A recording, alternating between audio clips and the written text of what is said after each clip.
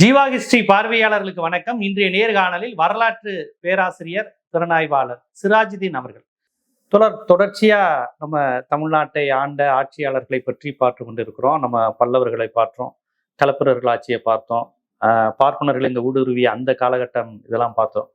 இப்ப சோழர்கள் காலம்ங்கிறது தமிழ்நாடு வரலாற்றில் ஒரு மிகப்பெரிய பங்களிப்பை ஏற்படுத்தி முடியும். நிறைய விமர்சனங்கள், பாராட்டுகள், வெகுமதிகள் இன்னைக்கு வரையும் நமக்கு அடையாளமா சொல்லப்படுறது சோழர் தான். அது திராவிட கட்சியினர், ஏன் இடதுசாரியிலே கூட அவ்வப்போது மன்னர் பெருமையெல்லாம் அவங்க பேசுறாங்க. அப்படி இருக்கும்போது சோழர் காலம்ங்கிறது ரொம்ப ஒரு முக்கியமானது வரலாற்று. நிறைய அணைகள் கட்டியதா இருக்கட்டும், கால்வாய்கள், நீர் மேலாண்மையா இருக்கட்டும், அதே சமயம் அவர்கள் ஆட்சியில் தான் மனு திரும்ப வந்துச்சு, பார்ப்பனர்கள் வந்தாங்க போன்ற பல்வேறு எல்லா விஷயங்களும் விமர்சனங்களும் இருக்கு. இந்த சோழர்கள் காலத்தை நம்ம எப்படி புரிந்து கொள்வது? கிமு கிபி எப்படி வகைப்படுத்தினா சோழர்கள் காலத்தை எப்படி நீங்க சொல்லுவீங்க?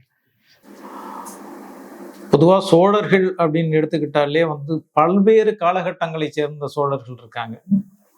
அதுல முதல் காலகட்டத்தை சேர்ந்த சோழர்கள் பற்றிய வரலாறு மட்டும் கிடையாது, வெறும் இலக்கிய ஆதாரங்கள் மட்டும்தான். கிமுக்கு முன்னாடி இருக்கிறது எல்லாமே இலக்கிய ஆதாரங்கள் மட்டும்தான்.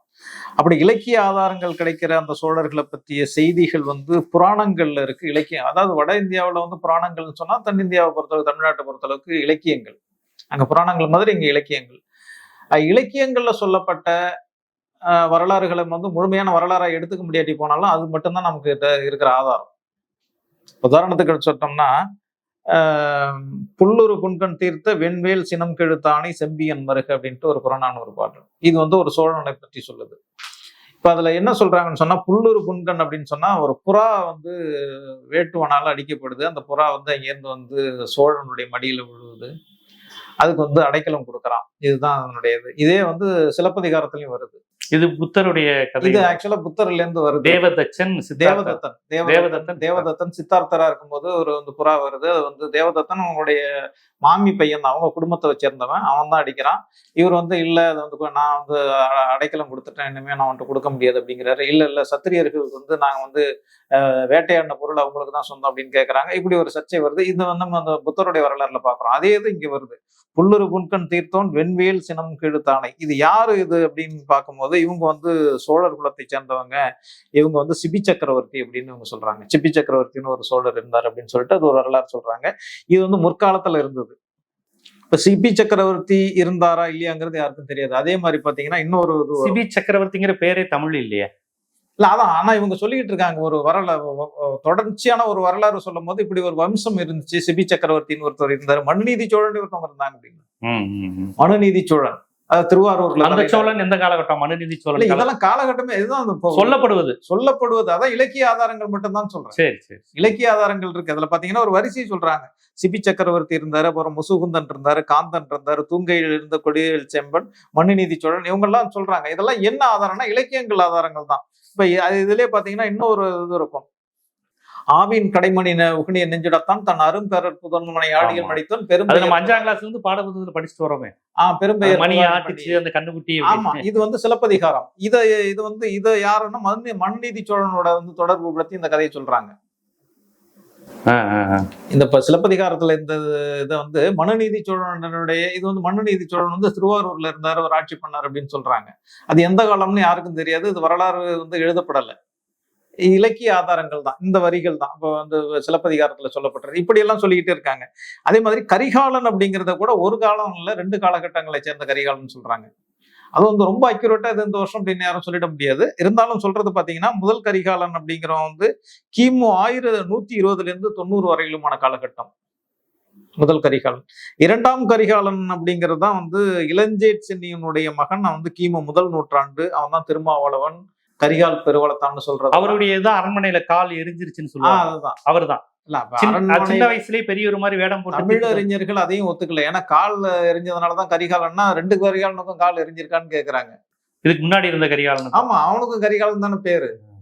கால் எரிஞ்சதுனால கரிகாலன் சொன்னா, இதுக்கு முன்னாடி ஒரு கரிகாலன் இருந்திருக்கானா, அவனுக்கு ஏன் அந்த பேர் அப்படிங்கிற மாதிரி கேக்குறாங்க. அது அவங்களே கிரிட்டிசைஸ் பண்றாங்க. அதுக்குள்ள அது ஒரு காரணம் இவங்க சொல்றாங்க. அது உண்மையானு தெரியல.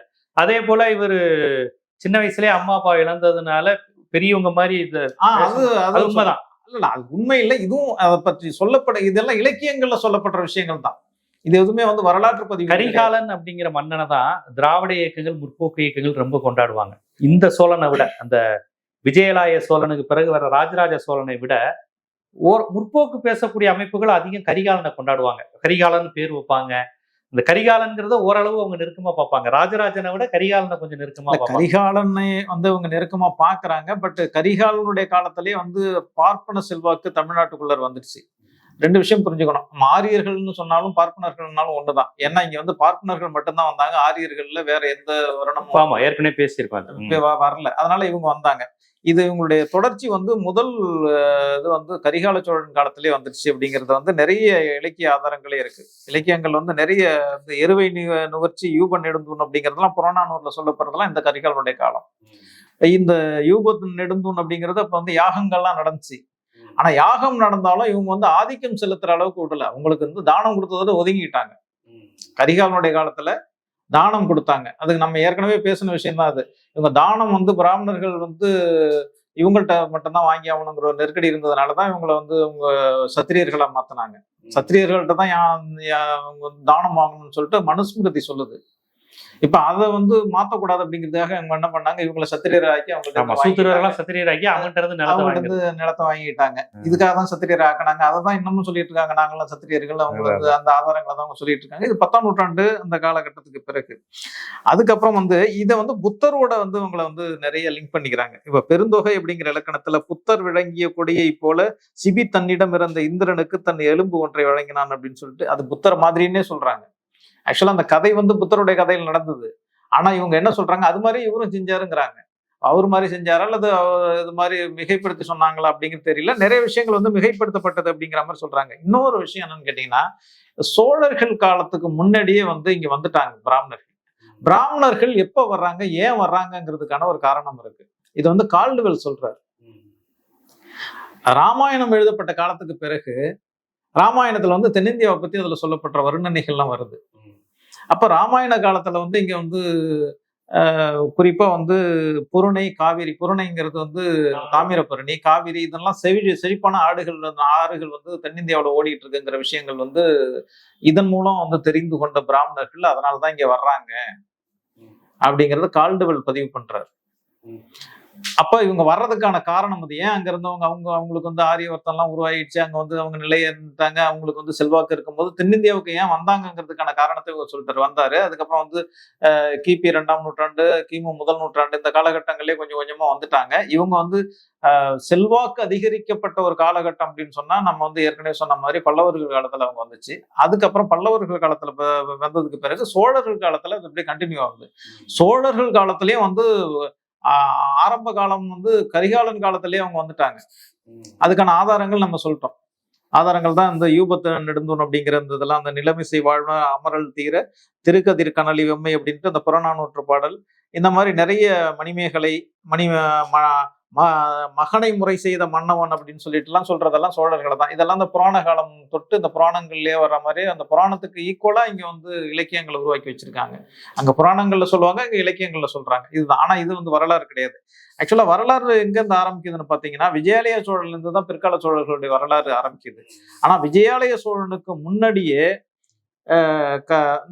இந்த 5 மன்னர்கள் சொன்ன சிபி சக்கரவர்த்தி, முசுகுந்தன், காந்தன் இப்படி எல்லாம் சொல்றாங்க. அதுக்கப்புறம் வந்து கரிகால சோழன் வர்றான். கரிகால சோழனுக்கு பிறகு பெருநற்கல்லி, கோப்பெருஞ்சோழன், கிள்ளிவளவன், நலங்கிள்ளி எப்படி. கல்லணை கட்டினது கரிகாலன் தானே? கல்லணை 2வது கரிகாலன். அந்த இப்ப கல்லணை கட்டின கரிகாலன் தான் வந்து சென்னி மரபுன்னு திருமாவளவன் சொல்லக்கூடிய அந்த கரிகாலன் தான். அவனதான் வந்து கரிகால் பெருவளத்தான்.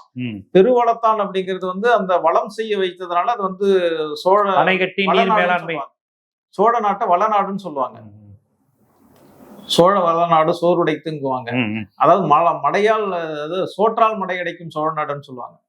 மடை அடைக்கிறதுக்கு சோத்தை கொட்டி மடை அடைப்பாங்க. அவ்வளவு செல்வமா, சோறு வந்து அதிகமா இருந்தது. மடையெல்லாம் மண்ணு வச்சுதான் அடைப்பாங்க. அவங்க வந்து சோறால் மடை அடைப்பாங்க. அதாவது இன்னொரு கதை கூட வந்து சங்க இலக்கியங்கள்ல நிறைய சொல்லுவாங்க. அதாவது பெண்கள் வந்து நெல்லு காய போட்டிருப்பாங்க வாசல்ல, அது கோழி எல்லாம் வந்து கொத்தி திங்கும். அப்ப வந்து இப்ப கல்லு இந்த குச்சி எல்லாம் வச்சு விரட்டுவாங்க. அப்ப காதுல இருக்க அந்த காது நீங்களை கழட்டி தூக்கி எறிஞ்சு வீசுவாங்களாம்.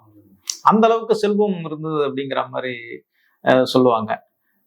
கட்டு கலங்கானும் கதிர் உலக்கு நெல்கானும் சொன்ன பொலிகானும் சோழராசா சீமையிலே, இதெல்லாம் வந்து சோழர்களுடைய பெருமைகளை பற்றி சொல்றாரு. இங்கிட்ட தென் மாவட்டங்களை பெருமையா பேசுறதுக்கு புளிய முறத்தால் அடிச்ச மரத்தி அப்படிங்கிறது தென் மாவட்டங்கள்ல இது வருது. மரத்தி ஒருத்தி முரத்தினாலே துரத்தினாலே அப்படின்னு சொல்லுவாங்க. ஓ, அது சங்க இலக்கிய பாடல் தான். இல்ல இதெல்லாம் செவி வழி செவி செய்தியா வழி வர்றது. செய்தி. மரத்தி ஒருத்தி முரத்தினாலே துரத்தினாலே. ஏ, அதே மாதிரி பாண்டியர்களை பத்தி பேசும்போது அறுதால் அறுத்து வர மறுதால் பயிராகும் மறுதாளின் கீழாக ஐங்கலந்தேன் கூடு கட்டும் மாடு கட்டி போரடித்தான் மாளாது சென்னல் என ஆணகேட்டு போரடிக்கும் அழகான தென்மதுரை. இது மதுரை பத்தி பேசுறது. இங்க வந்து குறிப்பா சோழர்களை பத்தி செழுமையை பத்தி சொல்லும் போது கட்டு கலங்கானம், களம் அப்படிங்கிறது ஒரு 12 மரக்கா நெல்லை வந்து களம்னு சொல்லுவாங்க, ஒரு களம்னு சொல்லுவாங்க. கட்டு கலங்கானம், கதிர் உழக்கு நெல்கானம். கதிர்னா வந்து ஒரு கதிர் எடுத்துட்டோம்னா அதுல உழக்குங்கிறது ஒரு கைப்பிடி அளவு. கட்டு கலங்கானம் கதிர் உழக்கு நெல்கானம் சொன்ன பொலி காணும். பொலின்னா அந்த தூத்துவாங்க, களத்துல போய் பாத்தீங்கன்னா தெரியும், நெல்லை தூத்துவாங்க. அப்படி தூத்தும் போது நெய்ட்ல விழுந்து கிடக்கும், அது அதைதான் பொலின்னு சொல்லுவாங்க. அது சொன்ன பொலி காணும் சோழராசா சீமையிலே அப்படின்னு சொல்லிட்டு அந்த மா வேலி இன்னமும் வந்து சோழ நாட்டுல அந்த நடைமுறை உண்டு. 100 குழின்னா ஒரு மா, 20 மாங்கிறது ஒரு வேலி அப்படின்ட்டு அந்த இதெல்லாம் நடைமுறை இருக்கு. இதுதான் வந்து சோழர்களுடைய பெருமையை வந்து நிலங்கள் தான். அதனாலதான் வந்து எந்த மன்னர்கள் வந்தாலும் வந்து அதுக்கு முக்கியத்துவம் கொடுத்தாங்க. பொன்னின்னு சொல்றது காரணமே அது பொன் விளையும் பூமின்னு சொல்லுவாங்க. பொன்னி நதி, காவிரிக்கு இன்னொரு பேர் வந்து பொன்னி நதி. அதனாலதான் வந்து பொன்னியின் செல்வன், காவிரியின் மைந்தன், காவிரியின் மைந்தன் அப்படிங்கிறது. அது பிற்காலத்துல வந்து அதுல நிறைய கட்டுக்கதைகள்லாம் வந்துச்சு. ஆனா இதெல்லாம் வந்து அந்த சோழர்களுடைய தேசத்தை அந்த பூமியை வந்து பெருமைப்படுத்துறதுக்காக சொன்னது. அப்படி சொல்லும் போது வந்து கரிகாலன் வந்து கல்லணையை கட்டும் போது அந்த கல்லணையினுடைய சிறப்பே அது முழுக்க முழுக்க வந்து இந்த இன்ஜினியரிங் எல்லாம் இல்லாத காலகட்டங்கள்ல வந்து வெறும் கல்லை மட்டுமே பயன்படுத்தி இரும்பே இல்லாத சுத்தமா இரும்பே இல்லாத அதை கட்டினது. அது அந்த கல்லணை வந்து கலைஞர் இதெல்லாம் சொல்லுவார், காவிரியில் வெள்ளம் வந்தால் கொள்ளும் இடம் கொள்ளிடம். கொள்ளிடம்ங்கிறத பெருசா ஓடும். இப்போ கொள்ளிடத்துல தண்ணி எப்போதுமே விட மாட்டாங்க. காவிரியில வெள்ளம் வந்த போது அதிகப்படியான நீரை வந்து வெளியில ஆக்குறதுக்கு அதுக்காக தான் அந்த கொள்ளிடத்தை பயன்படுத்துவாங்க. அப்ப அந்த எங்களுக்கு எல்லாம் ஊர்ல வெள்ளம் வந்துச்சுன்னு சொன்னா கொள்ளிடத்துல தண்ணி வருதான்னு பாருங்கன்னு தான் சொல்லுவாங்க. கொள்ளிடம்ங்கிறது கிலோமீட்டர் கணக்கா இருக்கும் அதனுடைய அகலம். அதுல மழை காலத்துல தண்ணி அடிச்சுட்டு போகும்போது நிறைய, நான் சின்ன வயசா இருக்கும் போதெல்லாம் நிறைய வீடுகள்லாம் மிதந்து போகும். அதுல கூரை வீடு, வைக்கோல் போரு இதெல்லாம் மிதந்துட்டு போகும். அது மேலெல்லாம் மனிதர்கள் உட்காந்து தப்பிச்ச கதையெல்லாம் உண்டு. அந்த அளவுக்கு செல்வாக்கா. இப்ப இன்னைக்கு தமிழ் தண்ணி வர்றது கிடையாது, இப்ப அதெல்லாம் மாறி போச்சு. அதுக்காக தான் இன்னைக்கும் போராட்டம் நடந்துகிட்டு இருக்கு. இன்னைக்கு அரசியலே வந்து காவிரியை வச்சுதான் நடந்துகிட்டு இருக்கு. இப்ப கூட ரீசெண்டா நடக்கிற காவிரி எல்லாமே அதை வச்சுதான் நடந்துட்டு இருக்கு. ஆக சோழ நாட்டினுடைய பெருமைங்கிறது வந்து காவிரி தான். அதனாலதான் பொன்னி நாடுன்னு சொல்லுவாங்க. பொன்னி வளநாடு, பொன்னி நாடு. பொன்னின்னு ஒரு வகை நெல் இருந்துச்சு. ஆமா ஆமா, இன்னும் இருக்கே பொன்னின்னு ஒரு ரகம் இருக்கு. கரிகாலன் கண்ணகி அப்படின்னு நெல் ரகங்கள் இருந்துச்சு. ஓ அப்படியா? கரிகாலன் கண்ணகி இந்த நெல் ரகங்கள்லாம் இருக்கு. அதுக்கப்புறம் அதே மாதிரி ஆடுதுறைங்கிறது வந்து இப்போ கும்பகோணத்துக்கு பக்கத்துல அங்க வந்து நெல்லாராய்ச்சி நிலையம் இருக்கு. Tamil Nadu agriculture university. எல்லாத்துக்கும் 2500 ஆண்டுகள் வரலாறு இருக்கு. அந்த வரலாறு அதனுடைய தொடர்ச்சி தான் இது எல்லாமே. வாழை அந்த பகுதியில் அதிகமா விளையும். அவருடைய சின்ன சின்ன ஆறுகள், கிளையாறுகள். வீர சோழன் ஒரு ஆறு, காவிரி ஆத்தனுடைய கிளையாறு வந்து வீர சோழன். சோழர்களுடைய பேர்ல இன்னமும் ஓடிட்டு இருக்கு அந்த ஆறு. ஆடுதுறையில ஒரு ஆறு வந்து வீர சோழன் ஆறு. அந்த பேரை தான் வந்து அந்த மன்னர்களுடைய பேர் எடுத்து வச்சிருப்பாங்க. அது மாதிரி வந்து அதனுடைய பரம்பரையா பாத்தீங்கன்னா பல்வேறு காலகட்டங்கள்ல பல்வேறு சோழர்கள் ஆட்சி பண்ணியிருக்காங்க. ஐயா, அந்த சோழர்களுடைய ஆட்சியினுடைய பெருமைன்னு சொன்னா எல்லா பகுதியில இருந்தா அங்க வந்து நிறைய பேர் தங்கியிருப்பாங்க. பஞ்சம் பிழைக்க வர்றது வந்து சோழ நாட்டுக்கு தான் வருவாங்க. எனக்கு தெரிஞ்சு சோறு அங்கதான் இருக்கு, சாப்பாடு. ஆமா, இப்ப சின்ன வயசுல பாத்தீங்கன்னா எது இருக்கோ இல்லையா சாப்பாடு யார் வந்தாலும் சாப்பாடு போட்டுருவாங்க. நான் சின்ன வயசா இருக்கும்போது எல்லா வீட்லயும் திண்ணை இருக்கும். யாருன்னே தெரியாதவங்க எல்லாம் திண்ணையில வந்து படுத்து தூங்குவாங்க. சரி, யாரோ ஒருத்தவங்க வந்திருக்காங்க கொஞ்சம் சோறு போடு அப்படின்னு சொல்லிட்டு சோறு போடுவாங்க. அப்ப இது வந்து அங்க வந்து அதான் சோற்றால் மடையடைக்கும் சோழ நாடுன்னு சொல்லுவாங்க. சோழ நாடு சோறு உடைத்து, சோறு உடையது. அதனால சாப்பாட்டு பஞ்சாங்க இருக்காது. ஆரம்ப காலத்துல அதுதானே உங்களுக்கு பிரச்சனையே. சாப்பாடு மட்டும், சாப்பாடு இருந்தா போதும். இவ்வளவு தேவைகள் கிடையாது. இன்னைக்கு நமக்கு இருக்கிற மாதிரி செல்போனோ கார்பரேட் கம்பெனி ஜாப் இந்த மாதிரி எல்லாம் தேவையில்லை. சோறு கிடைச்சா போதும். சோறு கண்ட இடம் சொர்க்கம்னு சொல்லுவாங்க. அது மாதிரி சோறு சாப்பிட்டுட்டு அந்த திண்ணையில படுத்து தூங்கிடுவாங்க. இதனாலதான் சோழ நாட்டுடைய பெருமையை தான் சொல்லுவாங்க. அப்ப அந்த மாதிரி இருந்ததெல்லாம் பல்வேறு காலகட்டங்களை சேர்ந்தவர்கள். அதுக்கு பிறகு பாத்தீங்கன்னா கரிகாலன் காலத்துக்கு பிறகு கிட்டத்தட்ட 6 மன்னர்கள் வர்றாங்க. 6 மன்னர்கள் வர்றாங்க. அதுக்கு பிறகுதான் அப்ப வந்து பாத்தீங்கன்னா தலைநகரங்கள் மாறி மாறி வருது. ஒரு நேரத்துல உறையூர் தலைநகரமா இருக்கு, ஒரு நேரத்துல வந்து திருவாரூர் தலைநகரமா இருக்கு, இன்னொரு காலகட்டங்கள்ல பாத்தீங்கன்னா காவிரி பூம்பட்டினம் தலைநகரா இருக்கு, கடைசியா வந்து உறையூருக்கு வருது. உறையூருக்கு திருவாரூர் தலைநகர், திருச்சி தலைநகர். தஞ்சாவூர் இருந்ததே இல்லையா? தஞ்சாவூர் அதுக்கு பிறகுதான் பிற்கால சோழர்கள். ஆனா சோழர்கள்னால எல்லாரும் தஞ்சாவூர் தான் சொல்லுவாங்க. அது பிற்காதான் ராஜராஜ சோழனை மட்டும்தான் அவங்க சோழர்கள்னு பாக்குறாங்க. அதுக்கு முன்னாடி திருவாரூர், உறையூர், காவிரி பூம்பட்டினம். அப்ப சிபி சக்கரவர்த்தி எல்லாம் எங்க இருந்தாங்கன்னா எங்க இருந்தா சிபி சக்கரவர்த்தியோட வரலாறுலாம் திருவாரூர்னு சொல்றாங்க.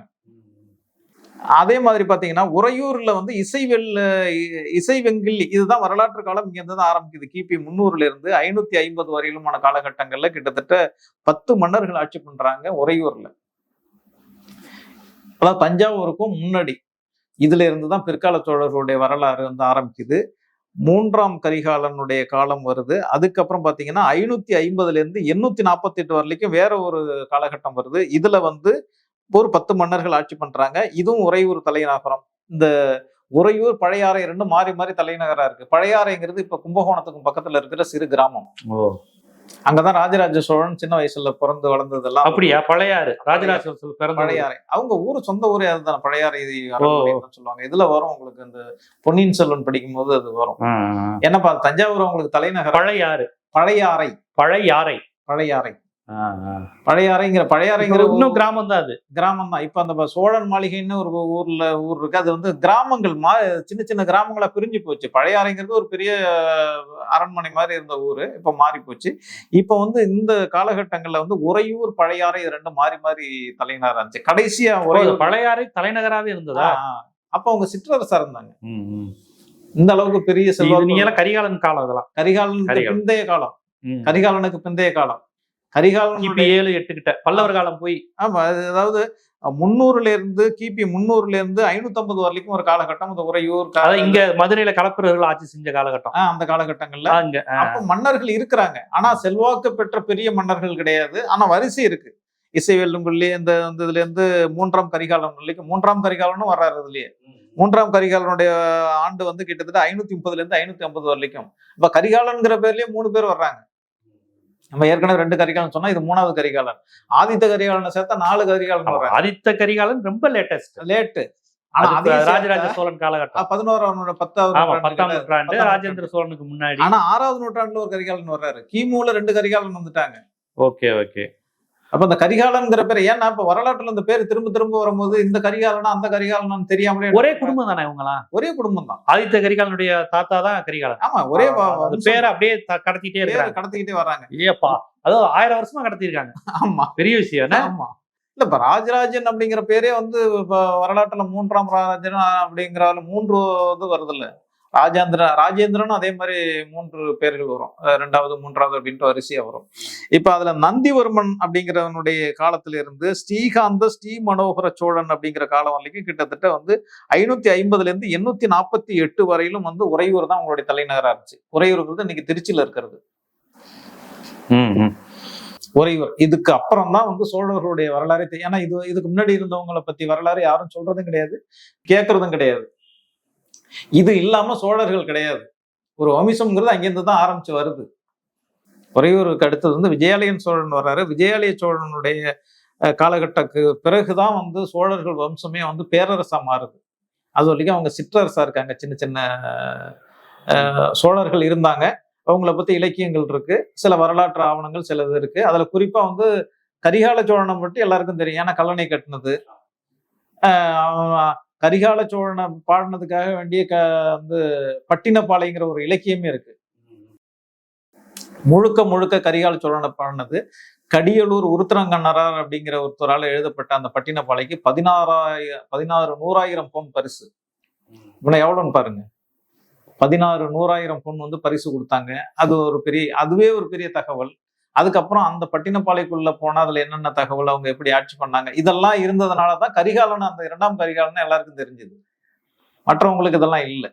அப்ப அந்த கரிகாலனுடைய அதனாலதான் அவனுடைய வம்சாவழி இன்னைக்கு வந்து ஆந்திராவில் இருக்கிற சோழர்கள், அந்த பொத்தப்பி சோழர்கள், ரேநாட்டு சோழர்கள்னு நிறைய வம்சங்கள் வந்து ஆந்திராவில் ஆட்சி செஞ்சாங்க. அவங்க எல்லாருமே சோழர்கள்னு மட்டும் சொல்ல, நாங்க கரிகாலனுடைய வாரிசுன்னு சொல்லிக்கிட்டாங்க. இன்னமும் அந்த அவங்களுடைய கல்வெட்டுல பாத்தீங்கன்னா நாங்க கரிகால சோழனுடைய வாரிசுன்னு சொன்னாங்க. ஏன்னா இவன் தான் புகழ்பெற்றவனா இருந்தான். கிட்டத்தட்ட 4-5 சோழர்களுக்கு வம்சங்கள் ஆந்திராவில் இருக்கு. ஓ, அப்படி இப்பயும் சொல்லிட்டு இருக்காங்க. இப்பவும் கல்வெட்டுலாம் இருக்கு. பொத்தப்பி சோழர்கள்னு சொல்லுவாங்க, ரேனாட்டு சோழர்கள்னு சொல்லுவாங்க. இவங்கெல்லாம் அந்த வம்சம் வந்து அவங்க தெலுங்கு பேசி தெலுங்கு மண்ணையே ஆட்சி செய்தவர்கள். அங்கேயே தான் அவங்க ஆட்சி பண்ணாங்க. ஆனா சோழர்கள் அவங்களுடைய கல்வெட்டு வந்து பாத்தீங்கன்னா தெலுங்குலயே இருக்கு. அந்த தெலுங்கு கல்வெட்டுல கூட நாங்க வந்து கரிகால சோழனுடைய வாரிசுகள் அப்படின்னு அவங்களே சொல்லிக்கிறாங்க. இவங்க எல்லாம் எப்ப அங்க போனாங்கன்னு சொன்னா, இங்க களப்பிரர்களுடைய ஆட்சி காலத்துல ஆட்சி இழந்ததுக்கு பிறகு அங்க இடம்பெயர்ந்து அங்க போயிட்டாங்க. அங்க போயிட்டு அங்க ஒரு ஆட்சி களப்பிரர் காலம் தஞ்சாவூர்லயும் இருந்ததா? தஞ்சாவூர்லயும் வந்துட்டாங்க. முழுமையா அவங்ககிட்ட தானே இருந்துச்சு. ஓ, மூவேந்தர்களும், அதாவது மூவேந்தர்கள்ல யாராவது ஒருத்தவங்க தான் செல்வாக்கா இருப்பாங்க. மூவேந்தர்கள்ல களப்பிரர்கள்ட்ட இருந்து ஆட்சியை பறிச்சது யாருன்னு சொன்னா இந்த பக்கம் பல்லவர்களும் அந்த பக்கம் பாண்டியர்களும் தான் எடுத்தாங்க. அப்ப எல்லாமே அவங்கள்ட்ட தானே இருந்திருக்கு.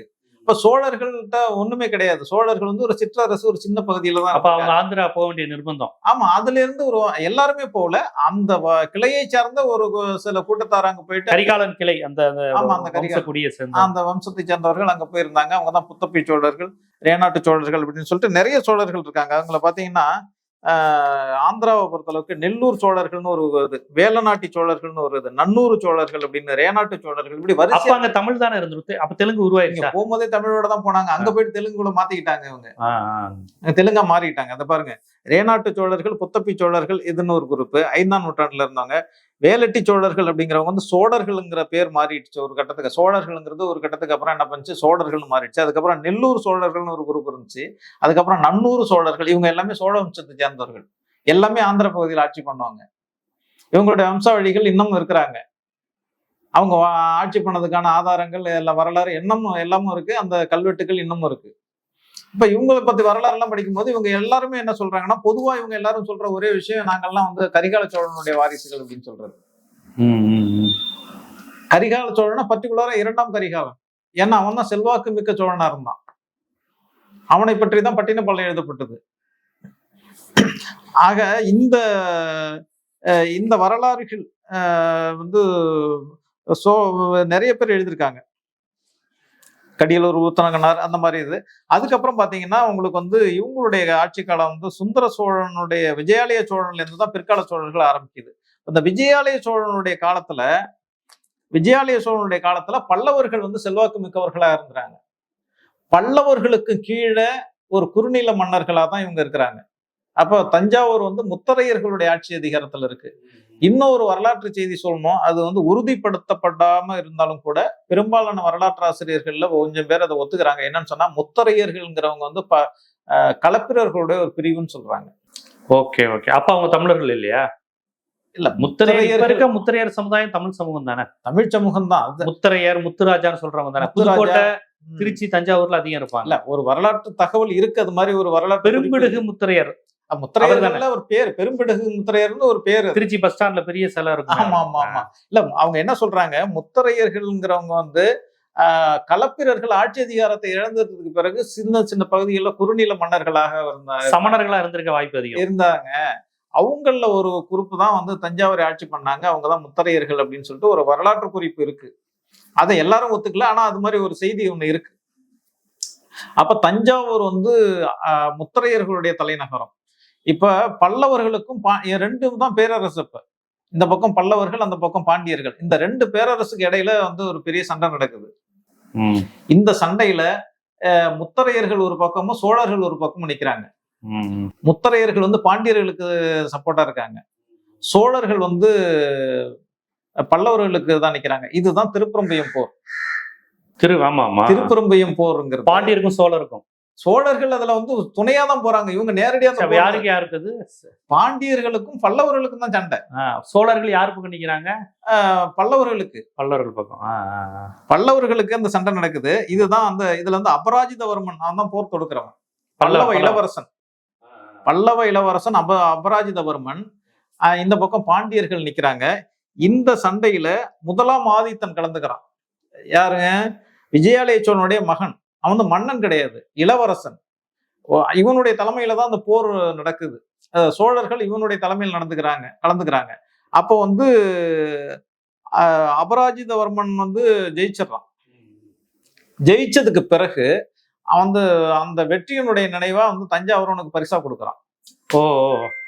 கிபி 895 திருப்புறம்பியம் போர் நடக்குது. இந்த திருப்புறம்பியம் போர்ல அபராஜிதவர்மனுக்கு ஆதரவா ஆதித்த சோழன் முதலாம் பிரதிதிபதி அப்படிங்கிற கங்க மன்னன் இவங்க கலந்துக்கிறாங்க. இரண்டாம் அரகுண பாண்டியன் வந்து பாண்டிய நாட்டினுடைய அரசன், அவன் வந்து கலந்துக்கிறான். அவனுக்கு சாதகமா வந்து முத்தரையர்கள் கலந்துக்கிறாங்க. இதுல முத்தரையர்கள், அதாவது பாண்டியனுடைய தரப்பு தோல்வி அடைஞ்சிருச்சு. தோல்வி அடைஞ்சாங்க. அவங்க வந்து பல்லவர்கள் வந்து வெற்றி அடைஞ்சாங்க. பல்லவர்கள் வெற்றி அடைஞ்சாலும் முதலாம் பிரதிபதி அப்படிங்கிற கங்க மன்னன் அதுல வந்து இறந்து போயிடுறான். இப்ப இருக்கிறது இந்த தரப்புல 3 பேர்ல இருக்கிறது அபராஜிதவர்மனும் ஆதித்ய சோழனும் தான் இருக்காங்க. இப்ப 2 பேரும் தான் இருக்கிறதுனால இவன் என்ன பண்றான் வந்து அதுக்கு அந்த இதுல கலந்துகிட்ட அவனுக்கு சப்போர்ட்டா கலந்துகிட்டதுனால வந்து தஞ்சையை வந்து அவனுக்கு வந்து தானமா கொடுக்குறான். தானமா அப்படின்னு சொன்னா பரிசா கொடுக்குறான். அதுக்கு பிறகுதான் இவங்களுக்கு வந்து முத்தரையர் கைக்கு போகுது. முத்தரையர்கள்ட்ட இருந்து தஞ்சாவூர் இவங்களுக்கு வருது. அப்ப சோழர்கள்ட்ட வருது. அதான் அந்த பரிசா கொடுக்குறாங்க. இந்த போர்ல வெற்றி பெற்றதுனால இப்ப பரிசா கொடுக்குறாங்க. இதன் மூலம் வந்து தஞ்சாவூர் வந்து விஜயாலய சோழன் தான் பிற்கால சோழர்கள்ல முதல் 8ஆம் நூற்றாண்டா 9ஆம் நூற்றாண்டு 895 தான் நடக்குது. போர் வந்து 895 9ஆம் நூற்றாண்டுல நடக்குது. இதுதான் முதல்ல தஞ்சாவூருக்கு அவங்க போறாங்க. அதுக்கு முன்னாடி எல்லாம் தஞ்சாவூர் அவங்களுடைய ஆட்சி பகுதியில ஒன்னா இருந்திருக்க தவிர அரண்மனையில அவங்க வந்து தலைநகரா இல்லை. தஞ்சாவூர் முதல்ல வந்து விஜயாலய சோழனுடைய காலத்துலதான் வந்து, அதனாலதான் விஜயாலய சோழன்ல இருந்து ஆரம்பிக்கிறது அப்படின்னு சொல்றோம். அதன் பிறகு வந்து முதலாம் ஆதித்த சோழன் வர்றான். இந்த முதலாம் ஆதித்த சோழன் ஆட்சிக்கு வர்றான். விஜயாலயனுக்கு பிறகு வந்து ஆட்சிக்கு வந்ததுக்கு பிறகு அவன் தான் என்ன பண்றான், மேற்கு தொடர்ச்சி மலையிலிருந்து கிழக்கு கடற்கரை பகுதி வரையிலுமான அந்த காவிரியினுடைய நதி 2 பகுதியிலும் கோயில்களை கட்டுறது அவன் தான். சிவன் கோயில்களை கட்டி வந்து ஏன்னா வந்து அந்த நாடு முழுவதுமே வந்து அந்த நதியை மையப்படுத்தி தான் இருக்கும் எல்லாமே. இன்னமும் அந்த பொன்னிங்கிற பேர் பார்த்தீங்கன்னா நிறைய பேர் அங்க வச்சிருப்பாங்க. பெண்களுக்கு பொன்னிங்கிற பேரு, காவிரிங்கிற பேரு, இதெல்லாம் வந்து நிறைய அங்க இருக்கும். ஆக அதுக்கு முக்கியத்துவம் கொடுக்கறதுனால வேண்டி அந்த இன்னமும் கூட அந்த ஆடிப்பெருக்குங்கிறது வந்து அங்க அந்த பகுதியில வந்து ரொம்ப சிறப்பா இன்னமும் அந்த ஆத்துல தண்ணி வர்றதே அவங்க கொண்டாடுவாங்க. ஆத்துல தண்ணி வர்றதை கொண்டாடுவாங்க. அது மற்ற தமிழ்நாட்டுல மற்ற பகுதிகளை விட அங்க வந்து ரொம்ப சிறப்பா கொண்டு ஆடி 18ஆம் பெருக்கு அப்படின்லாம் சொல்லுவாங்க. ஆக அதனால வந்து என்ன பண்றா, காவிரியினுடைய 2 பக்கமும் கோயில்களை கட்டி அது வந்து அது சிறப்பா வந்து இது பண்ணும் அப்படிங்கிறது. இது வந்து ஆரம்பிக்கிறது வந்து ஆதித்த சோழனுடைய காலத்துல. ஆதித்த சோழனுக்கு அடுத்தபடி இவன் வந்து என்ன பண்றான், ஆதித்த சோழன் திரும்ப படையெடுத்துட்டு போயிட்டு இவனுக்கு அந்த தஞ்சாவூர் கொடுத்த அபராஜிதவர்மனை தோற்கடிச்சு அந்த ஆட்சியும் சேர்த்து பிடிச்சுக்கிறான். சரி. புரியுதுங்களா? அபராஜிதவர்மனுக்கு சப்போர்ட் பண்ண போய் அதுல ஜெயிச்சான், வந்து வெற்றி பெற்றதுக்காக தான் தஞ்சாவூர் கொடுக்குறாங்க. இவன் கொஞ்சம் வலிமை அடைந்ததுக்கு பிறகு யார் இவனை கொடுத்தானோ அவனையும் தோற்கடிச்சிட்டு அந்த ஆட்சியும் சேர்த்துக்கிறான். இப்ப பல்லவர்கள் கிடையாது, பல்லவருடைய ராஜ்யமும் வந்து சோழர்களுடைய சேர்ந்துடுது. ஏற்கனவே பாண்டியர்கள் தோல்வி அடைஞ்சிட்டாங்க. ஆமா, பல்லவர்களும் தோல்வி அடைஞ்சிட்டாங்க. சோழர் மட்டும்தான். அப்பதான் வந்து பேரரசா மாறி. இந்த காலகட்டத்துல மதுரையும் சோழருக்கு இப்ப கைவசம் போயிருச்சு. இந்த காலகட்டம் 8, 9ல மதுரையும் சோழர்கள் வசம் போயிருச்சு. பாண்டியர் தான் ஏற்கனவே தோத்துட்டாங்க. பாண்டியர்களை தோற்கடிச்சுட்டு தான் வந்து அபராஜிதவர்மன் வந்து ஆட்சியை பிடிக்கிறான். ஆட்சியில வந்து அவன் இருக்கிறான். அதுக்கப்புறம் அபராஜிதவர்மனை தோற்கடிச்சுட்டான், இவனை தோற்கடிச்சுட்டான்னா இப்ப டோட்டல் கண்ட்ரோல் இவங்க கையில தானே வருது. இப்ப இருக்கிறது பல்லவர்கள் வந்து அதோட அபராஜிதவர்மனுக்கு பிறகு வந்து பல்லவ வம்சம் நலிஞ்சு போயிடுச்சு. இப்ப இருக்கிறது சோழர்களும் பாண்டியர்களும் தான் இருக்கு. இந்த சோழர்களுக்கும் பாண்டியர்களுக்கும் இடையில தான் இந்த பிரச்சனையே ஆரம்பிக்குது. பிரச்சனைகள் இப்ப என்னன்னா 2 பேரரசு தான். சேரர்கள் என்ன ஆனாங்கன்னே தெரியல. இந்த காலகட்டங்களில் சேரர்களை பத்தி எதுவும் கிடையாது. பல்லவர்கள் போயிட்டாங்க. அதுக்கு முன்னாடியே களப்பிரர்களும் போயிட்டாங்க. இப்ப சோழர்கள் செல்வாக்கா வரணும்னு சொன்னா பாண்டியர்கள் அவங்களுக்கு வந்து பெரிய இடையூறா இருப்பாங்க. தமிழ்நாட்டை ஆள போவது சோழர்களா பாண்டியர்களாங்கிற பிரச்சனை வருது. இதுதான் வந்து தொடர்ந்து வருது. அந்த பிரச்சனைகளை தான் வந்து ஆதித்த கரிகாலனை கொலை பண்ணதெல்லாம் இதோடதான் சேர்க்கிறாங்க. பாண்டிய நாட்டு ஆபத்து உதவிகள் அவங்க பண்ணிட்டாங்க. ஆக்சுவலா அது ஆபத்து உதவி கிடையாது, நாம அந்த பின்னாடி வருவோம். கல்கி மாத்தி விட்டாரு. ஆமா, இது வந்து இப்ப ஆதித்த சோழனுக்கு பிறகு முதலாம் பராந்தக சோழன் ஆட்சிக்கு வர்றாரு. ஆதித்ய சோழனுடைய மகன். இதுவும் ஆதித்தன்னா முதலாம் ஆதித்தன். 2வது ஆதித்தன் வந்து ஆதித்த கரிகாலன். அதனாலதான் இவனை முதலாம் ஆதித்தன்னு சொல்றது. முதலாம் ஆதித்தனுக்கு பிறகு அப்ப வந்து முதலாம் பராந்தக சோழன் வர்றான். முதலாம் பராந்தக சோழன் தான் வந்து தில்லை கோயிலுக்கு வந்து பொன்னால வந்து கூரை போட்டு பண்ணதெல்லாம் வந்து நிறைய வேலைகள் செய்யறாரு. இவருடைய இது என்னன்னு கேட்டீங்கன்னா, இவர் வந்து நிறைய சிவன் கோயில்கள் நிறைய உருவாக்குறதுக்கு நிறைய தானங்கள்லாம் கொடுத்துட்டு வந்தாரு. இவருக்கு வந்து பாத்தீங்கன்னா மொத்தம் 4 மகன்கள். இதுல வந்து முதலாம் பராந்தக சோழனுக்கு பிறகு ராஜாதித்தர் அப்படிங்கிறவரு இருக்காரு. அவர் வந்து முதல் வந்து இளவரசர். அவர் வந்து தக்கோலத்தில் நடந்த போர்ல அவர் இறந்துடுறாரு. ரெண்டாவது வந்து கண்டராதித்தர் அப்படின்னு ஒருத்தர் இருக்காரு. அவரு கொஞ்ச நாள் ஆட்சியில இருக்காரு. அவர் என்ன பண்றாரு, அப்படியே ஊரா வந்து சாமியார் மாதிரி கிளம்பிடுறாரு. ஆனா ஒரு மன்னனுக்கு அப்புறம் அடுத்தது வாரிசு இருப்பாங்க. முதல்ல உள்ளவர் இறந்துறாரு, ரெண்டாவது இருந்தவர் கொஞ்ச நாள் இருந்து கிளம்பிடுறாரு. மூணாவது வந்து அரிஞ்சயன் அப்படின்னு ஒருத்தர் வர்றாரு.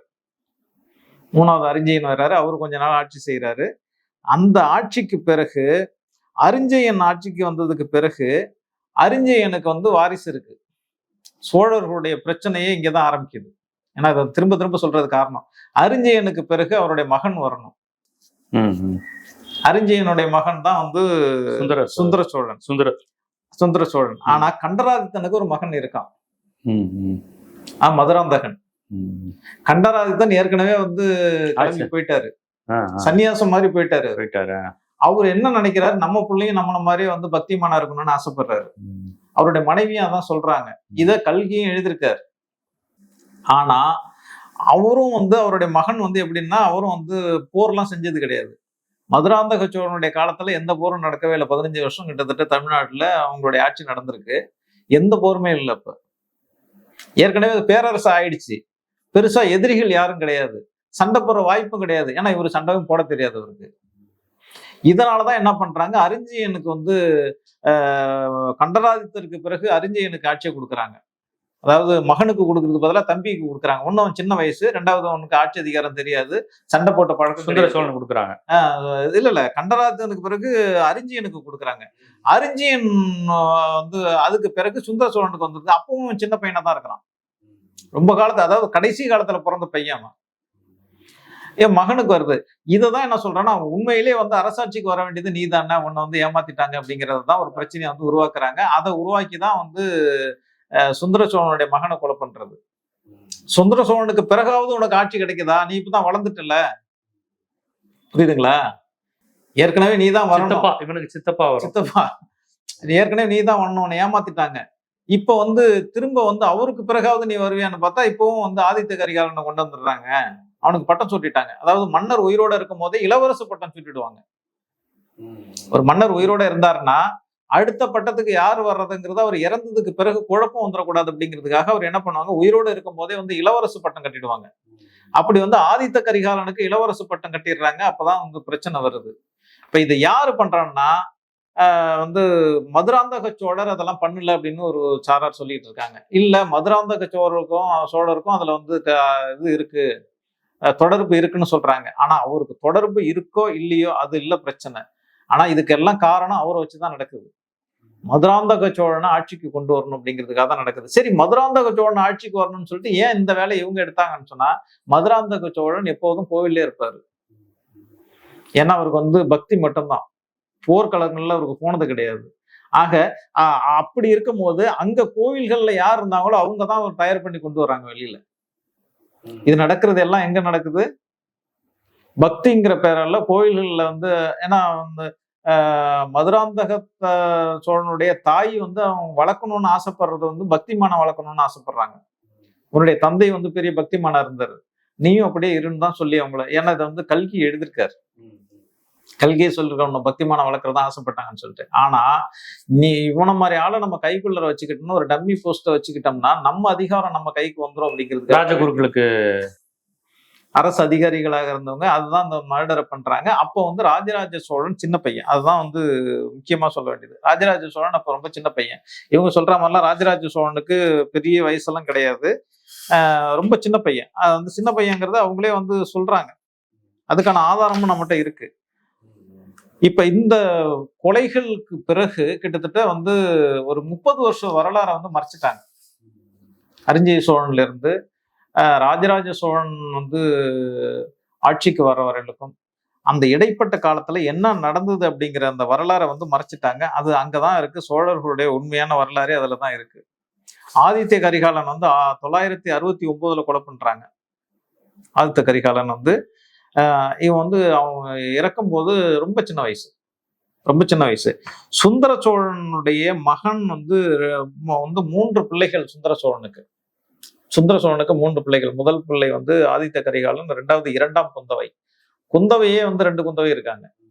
குந்தவை நாச்சியார் அப்படின்னு சொன்னா ஒண்ணுன்னு சொல்லிட்டு இருக்காங்க. குந்தவை நாச்சியாருங்கிறது 2 பேர் இருக்காங்க. யாருன்னு சொன்னா முதல் குந்தவை வந்து அரிஞ்சிய சோழனுடைய மனைவி வந்து வீமன் குந்தவைன்னு ஒருத்தவங்க இருக்காங்க. நான் இன்னொன்னு சொல்ல மறந்துட்டேன். அரிஞ்சிய சோழனுடைய மனைவி வந்து 4 பேர். 4 பேர்ல வீமன் குந்தவைங்கிறவங்க வந்து கீழை சாளுக்கிய வம்சத்தை சேர்ந்தவங்க. அதுவும் தெலுங்கு. 2வது கல்யாணி. கல்யாணிங்கிற வந்து வைதும்ப இளவரசி. அவங்களுக்கு பிறந்தவங்க தான் வந்து சுந்தர சோழன். அப்ப சுந்தர சோழனுடைய, அதாவது ராஜராஜ சோழனுடைய பாட்டி வந்து தெலுங்கு. ஓ ஓ ஓ ஓ. இதை நம்ம குறிப்பிட்டு சொல்லி ஆகணும்ல. ஏன்னா இன்னைக்கு வந்து தமிழ் தேசியம் பேசக்கூடிய எல்லாருமே வந்து மன்னர்கள் மொழி ஜாதி எதுவும் இல்ல. அவங்களுக்கு அவங்களுக்கு கிடையாது. அதிகாரம் மட்டும்தான். அவங்களுக்கு கிடையாது. இவங்க அதானே பிடிச்சிட்டு ஆமா இருக்காங்க. ஆமா ஆமா. அதான் அதான். அவங்களுக்கு ஆட்சி அதிகாரம் எல்லாம் கிடையாது. தெலுங்கு நாட்டை வந்து சோழர்கள் ஆட்சி பண்ணியிருக்காங்க. சோழ நாட்டை வந்து அங்கிருந்து வந்து இங்க வந்து ஆட்சி பண்ணியிருக்காங்க. இங்க இருந்து அங்க போய் ஆட்சி பண்ணியிருக்காங்க. இதெல்லாம் தொடர்ந்து நடந்துகிட்டு இருக்கு. அதான் அதான். ஆனா இவங்க வந்து என்ன பண்றாங்க, இங்க இருக்கிறவங்களை வந்து தெலுங்கு தமிழ் என்னையே அவங்க தெலுங்கு தானே சொல்லிட்டு இருக்காங்க. ஏன்னா இப்ப இதெல்லாம் கிரிட்டிசைஸ் பண்றாங்க. பெரியார பத்தி பேசினாலே தெலுங்கு சொல்லுவாங்க. இப்ப எல்லாரையும் தெலுங்கு ஆகிட்டாங்க, என்னையும் தெலுங்கு ஆகிட்டாங்க. எனக்கு தெலுங்கும் தெரியாது, தெலுங்குன்னா என்னன்னு தெரியாது. ஆனா என்னையும் தெலுங்கு ஆகிட்டாங்க. இப்ப நாம அதுக்காக தான் நான் சொல்ல வர்றோம். அரிஞ்சிய சோழனுடைய இதுக்கெல்லாம் அவங்க பதில் சொல்லணும்ல. அரிஞ்சிய சோழனுடைய மனைவி வந்து கல்யாணி, 2வது மனைவி கல்யாணி. அந்த கல்யாணி வந்து வைதும்ப இளவரசி. அவங்க வந்து கடப்பா, கர்னூல், ரேநாடு அந்த பகுதியை சேர்ந்தவங்க தான் வந்து அந்த வைதும்ப நாடு அப்படிங்கிறது. அவங்களுக்கு பிறந்தவங்க தான் வந்து 2ஆம் பராந்தகன் அப்படிங்கிற சுந்தர சோழன். சுந்தர சோழனுடைய இயற்பெயர் வந்து 2ஆம் பராந்தகன். அவனுக்கு பிறந்தவன் தான் வந்து ராஜராஜ சோழன். ராஜராஜ சோழனுக்கு பிறகும் அந்த தெலுங்கு வந்து தொடருது அவங்க குடும்பத்துல. ராஜராஜ சோழன் வர்றான். ராஜராஜ சோழனுக்கு முன்னாடியே வந்து இவங்களை வந்து உத்தம சோழன் சொல்லக்கூடிய இவனுக்கு வந்து அவனுடைய சித்தப்பாவுக்கு முடி சுட்டுறாங்க. இன்னொன்னு தெரியுங்களா, அவங்களுடைய அரண்மனை தஞ்சாவூர். ராஜராஜ சோழனுடைய தந்தை சுந்தர சோழன் ஆட்சி பண்ணும் போது அவனுடைய அரண்மனை தஞ்சாவூர். ஆனா அவன் கொலை செய்யப்படுறது வந்து காஞ்சிபுரம். ஓ, காஞ்சிபுரத்துல கொலை செய்யப்படுறாரா? ஓ. ஏன் காஞ்சிபுரத்துக்கு போனாங்க அப்படின்னு சொன்னா, காஞ்சிபுரத்துல வந்து ஒரு பொன் மாளிகை கட்டி அதுல வந்து நீங்க வந்து தங்கிருன்னு சொல்லிட்டு கரிகால சோழன், ஆதித்த கரிகாலன் கூப்பிடுறான். பொன் மாளிகையில தங்குறது நோக்கம் கிடையாது. உங்களோட உயிருக்கு ஆபத்து இருக்கு. அவர் வந்து வயசாயிடுச்சு, உயிருக்கு ஆபத்து இருக்கு. அதுல தஞ்சாவூர்ல இவர் வந்து ஆதித்த கரிகாலன் அப்ப வந்து அங்கதான் இருக்காரு. எங்க அது ஒரு எல்லை பகுதி. ஏன்னா அது ஒரு நாடா இருந்தது. இப்ப இவங்களுடைய கண்ட்ரோல்ல வந்துருச்சு. பல்லவர்களுடைய நாடு சோழர்கள் கண்ட்ரோல்ல இருக்கு. அது ஒரு தனி நாடா இருக்கும் போது அவருடைய தலைநகரம் எல்லாமே இருக்கு, அரண்மனை எல்லாமே அங்க இருக்கு. ஆக அங்க இருந்து ஆட்சி பண்ண நிர்வாகத்தை பார்க்கணும் அப்படிங்கிறதுக்காக இவரை அங்க அனுப்பியிருக்காங்க. அவர் அங்கதான் இருக்காரு. அங்க என்ன பண்றாரு, சும்மா உட்காந்துருக்காரு. என்ன பண்றாரு, ஒரு மாளிகை கட்டி நீங்க வந்து கடைசி காலத்துல இங்க ரெஸ்ட் எடுங்க, அது அதிகாரம் பட்டு நடந்துகிட்டு இருக்கட்டும், அது ஒன்றும் பிரச்சனை இல்லை அப்படின்னு சொல்லிட்டு கூப்பிடுறாங்க. இப்ப இவர் எங்க போயிட்டாருன்னா அதிகாரம் யாருன்னா அதிகாரிகள் தான் பண்ணிட்டு இருக்காங்க. இப்ப இவர் அங்க இருக்கும்போது அங்கதான் அவர் கொலை செய்யப்படுறார். அந்த கொலை செய்தவர்கள் வந்து 4 பேர். அது அவங்கள வந்து தெளிவா இருக்கு. இந்த 4 பேர் யார் யாருங்கிறது வந்து ஆதித்ய கரிகாலன் வந்து கொலை செய்யப்பட்டவர்களுடைய பட்டியல்ல வந்து சோமன் பண்டிதன், ரவிதாசனான பஞ்சவன் பிரமாதிராஜன். பஞ்சவன் பிரமாதிராஜன்ங்கிறது ஒரு பதவி பேரு, அது பேரு கிடையாது. ரவிதாசனான பஞ்சவன், பரமேஸ்வரனான இருமுடி சோழ பிரமாதிராஜன் அப்படிங்கிறது இவனும் வந்து அரசு அதிகாரி. அதுக்கப்புறம் மலையூர்னோரான ரேவதாச கிராமவித்தன். இவங்க அந்த 4 பேரும் வந்து அந்த கொலை செய்தார்கள். இவங்க 2 பேரும் 4 பேருமே அண்ணன் தம்பி, ஒரே குடும்பத்தை சேர்ந்தவர்கள். இந்த 4 பேர்ல 2 பேர் வந்து அரசாங்கத்தினுடைய மிக முக்கியமான பொறுப்புல இருந்தவங்க. இவங்க தான் அந்த இதுக்கு எல்லாத்துக்குமே காரணம். யாரு, இந்த கொலைக்கு மட்டும் கிடையாது, இந்த கொலைக்கு பின்னணி ஒண்ணு இருக்கணும். ஏன்னா இப்ப சாதாரணமா வந்து கொலை பண்ண முடியாது. ஒரு நாட்டினுடைய இளவரசன், நாடுன்னா பேரரசு, பெரிய சதி நடந்துதான் பண்ணிருப்பாங்க. பெரிய சதி. அதுக்கு என்ன காரணம் சொன்னா இப்ப நடக்கிறது தான். ஆட்சியில இருக்கிறவன் நான் சொல்றதை கேட்கணும், நான் சொல்றதை கேட்கிற மாதிரி நாளே இருக்கணும். அப்ப அதிகாரம் முழுவதும் என் கையில இருக்கணும். ஆட்சியில ஒரு ஆள் டம்மியா இருக்கணும், பொம்மை மாதிரி. அமெரிக்கா மாதிரிதான். அமெரிக்கா விசிக்குதுல, எல்லா இடத்துலயும் டம்மியா எனக்கான ஆள் இருக்கணும். ஆமா, இவங்க வந்து நேரடியா வந்து சண்டை போட்டுட்டு ஆட்சி அதிகாரத்தை பிடிக்கிற அளவுக்கு உங்கள்ட்ட வீரமும் கிடையாது, ஆளும் கிடையாது. யாருகிட்ட? பார்ப்பனர்கள்ட்ட. ஆக அவங்க என்ன நினைக்கிறாங்கன்னா, நம்ம சொல்றதை முழுசா கேட்கக்கூடிய ஒரு டம்மியான ஒரு மன்னர் தேவை. அந்த மன்னரை தான் வந்து மதுராந்தகனை தேர்ந்தெடுக்கிறாங்க. அதுக்காக தான் வந்து ஆதித்த கரிகாலன். ஏன்னா ஆதித்த கரிகாலன் 12 வயசுலயே போருக்கு போனவன். முதலாம் சேவூர் போர் நடக்கும் போது அவனுக்கு வயசு 12. கண்டிப்பா கண்டிப்பா. இல்ல, ரொம்ப ஒரு முக்கியமான இடத்த தொட்டிருக்கீங்க. அதாவது சோழர் காலம் தொடங்கி பல்லவர்களுக்கு ஆதரவா இருந்து பல்லவர்களிருந்து ஆட்சியை பெற்று பாண்டியர்களுக்கு எதிராக போரிட்டு தனக்குன்னு ஒரு ஆட்சியை தஞ்சாவூர்லயும் காஞ்சிபுரத்துல தனக்கான சிற்றரசு எல்லாம் அமைத்த பிறகு எப்படி பார்ப்பனர்கள் சூழ்ச்சி செய்து கரிகாலனை கொலை செய்தார்கள், ஆமா அதுக்கு மதுராந்த சோழன் போன்ற அவர்களுடைய அந்த பக்தி இதெல்லாம் எப்படி பயன்பட்டது ஆமா போன்ற இந்த விஷயத்த அதுவரையும் ரொம்ப விரிவா சொல்லியிருக்கீங்க. இனி ராஜராஜ சோழன் அவருடைய ஆட்சி எப்படி இருந்தது அப்படிங்கிறது குறித்து வரும் பகுதியில நம்ம ரொம்ப விரிவாவே பேசலாம். நன்றி.